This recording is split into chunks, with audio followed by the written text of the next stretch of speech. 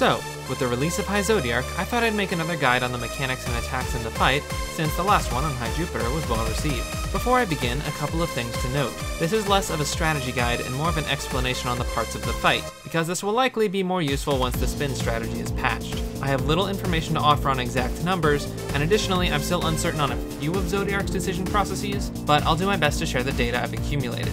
Firstly, Zodiark's new mechanic is called Spite. This is similar to High Jupiter's charge mechanic, but is opposite in effect.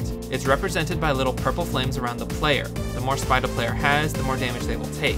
A player can accumulate up to 5 at a time, and if they take a 6th, I'm pretty sure they're instantly dead, although they'll be taking so much damage at that point anyway, it might not matter.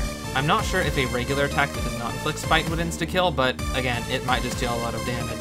Spite is permanent as far as I can tell, or it has a really long cooldown period. Additionally, shields do not prevent Spite from being inflicted. Spite is inflicted by multiple moves that High Zodiark uses that I will now break down. His first move is of course Cursed Catastrophe. This is his opening blast. It inflicts Curse, but it does not inflict Spite. It does deal a lot of damage. Zodiark's second move that he will use after the opening blast I'm going to refer to as Purple Breath. This covers between 1/3 and 1/2 of the map, and it targets the closest player, so you definitely want your melee baiters to look out for this one. It inflicts Spite, and it also inflicts Curse, and it will probably kill you if you're not at full HP or running Jeanne d'Arc. Zodiark will also use a small dash. This isn't a very threatening move, but it will knock you over. It does not inflict Spite, and it doesn't hurt very much, and it can be iframed. One of Zodiark's signature moves from his standard Dragon Trail is Accursed Venom, which isn't called out, but is still used in this fight. He will use it twice whenever he uses it. The first blast of Accursed Venom will target the player closest to Zodiark, but the second blast will target the closest player that wasn't the first target. This means if you were the closest target and he shot at you the first time, he will target a different player the second time, regardless of how close you are. This attack can target dead players, so if a player has fallen but is the closest player entity to Zodiark, he'll target that player instead. Accursed Venom lasts 10 seconds from when Zodiark begins his animation to launch it. So from when he aims himself and rears back, Accursed Venom will dissipate 10 seconds after then. Zodiark also has a purple dash attack that occurs in 2 forms, a single dash and a quadruple dash. As far as I can tell, the single purple dash targets the furthest adventurer from Zodiark. It also does not inflict Spite. Zodiark has a tail bash attack. This is very similar to High Mercury's tail swipe attack, but I think it has a smaller hit radius. This attack will inflict Spite. It will also inflict a good bit of knockback if you're hit, but it is iframeable.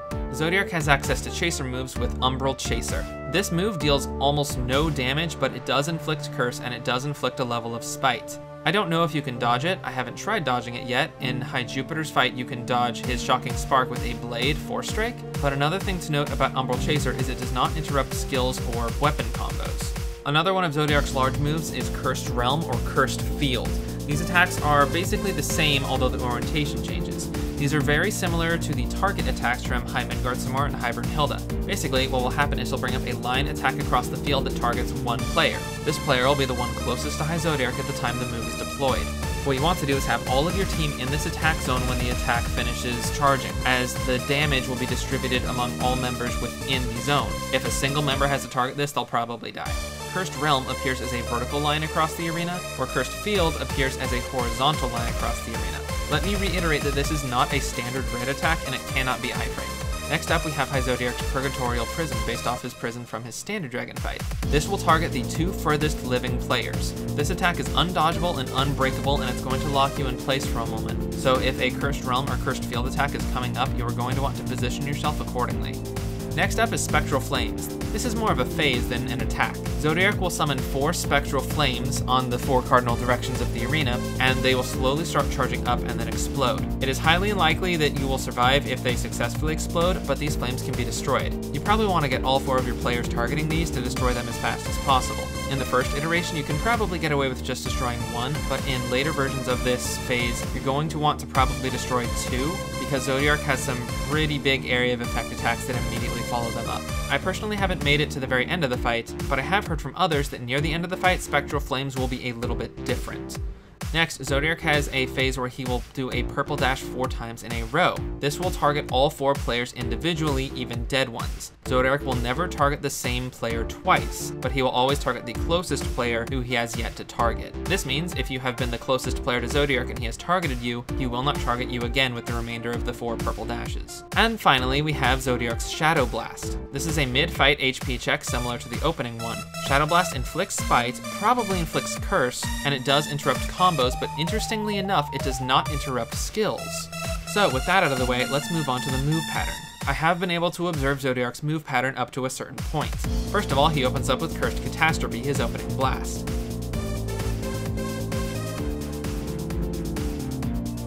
After that, he will do a Purple Breath that will target the nearest player.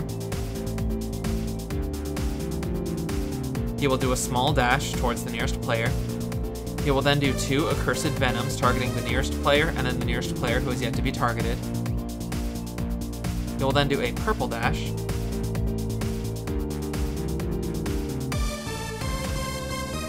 After the dash, he will do a Tail Bash. He will then do an Umbral Chaser, which will inflict a level of Spite.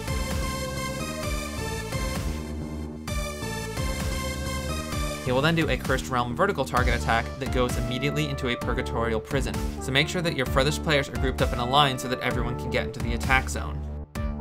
After the Cursed Realm has gone off, he will then do a small dash and immediately go into Spectral Flames, where he will walk to the center and summon the 4 Spectral Flames. I would recommend targeting the flame to the south. I hear that's usually the default in public rooms.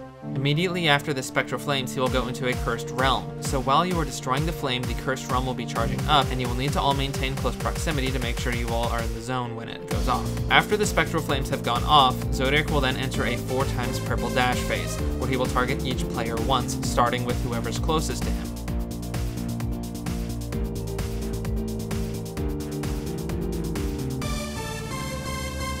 After his 4 times Purple Dash phase is over, he will then do a small dash, a Purple Breath that will target the nearest player,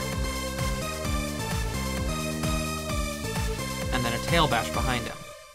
He will then do a Shadow Blast, which will hit the entire area, so make sure you're healed up and ready for it. Up next, he will do a Purgatorial Prison on your 2 furthest players, followed by 2 Accursed Venoms. Since both Accursed Venoms target different players, both of the unprisoned players will have to get near High Zodiark and bait them away from the prisoned players.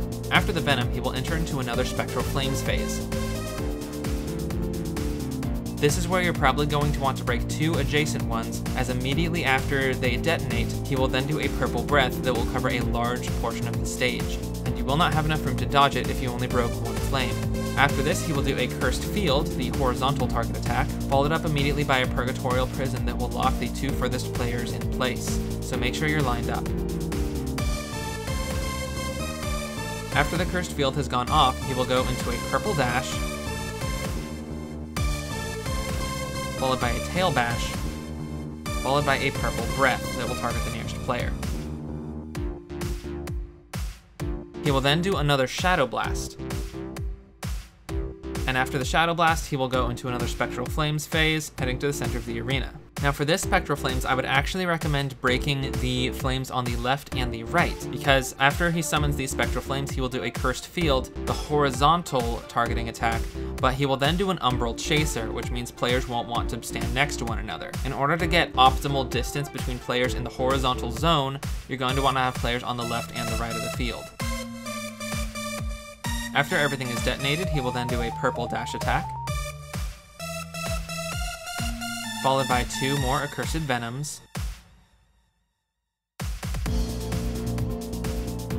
followed by a Shadow Blast. And this is the point of the fight that I have yet to make it past, but I hope that covering everything up to this point can help you finish your runs a lot easier. I want to give a special thanks to all the players who helped me out with this, either in giving me advice or helping me with the runs to collect the footage for this video. Additionally, if you're looking for more analysis, I'd recommend checking out some of the other Dragalia YouTubers that I personally watch, being Dragalia Foundry, Livin' Like Log, and Pokemon Trip HD. Finally, if you're looking for more entertaining content, you can always check out my How to Play series or my musical parodies, because I make those. Yep,